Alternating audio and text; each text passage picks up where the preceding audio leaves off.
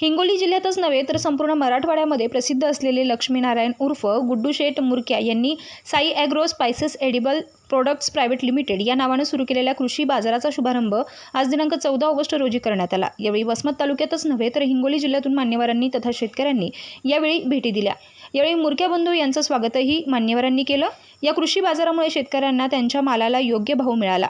या मालाचे शेतकऱ्यांना तात्काळ पैसे मिळावे यासाठी मुरक्या बंधू यांनी हा कृषी बाजार सुरू केल्याची माहिती त्यांनी दिली आहे। नुकताच आज 14 ऑगस्ट रोजी कृषी बाजाराचा हयातनगर फाटा येथे आज रोजी भव्य शुभारंभ करण्यात आला।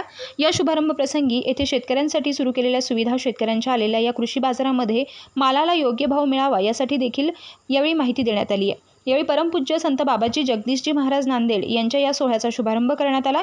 या प्रसंगी सत्यनारायण देवतांची महापूजाचं आयोजनही करण्यात आलं।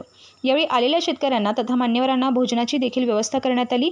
यावेळी अनिल कुमार मुरक्या, लक्ष्मीनारायण मुरक्या, श्याम मुरक्या आणि मुरक्या परिवारानं येणाऱ्या मान्यवरांचं आभार मानले आणि बाजारामुळे शेतकऱ्यांमध्ये समाधान व्यक्त केलं जात आहे। हळदीला बरोबर भाव भेटत नाही, बरोबर खरेदी करत नाहीत व्यापारी। आता तुम्ही प्रायव्हेट बेस मध्ये कसं करणार आहात त्यांच्याशी? नाही, आमचं काय सकाळी समजा 10 वाजता ट्रॅक्टर गाडी वगैरे त्यांचा माल आला तर आम्ही त्यांचा भाव वगैरे करून त्यांचं समाधान करून दुपारी 2-1 वाजेपर्यंत त्यांना पेमेंट देऊन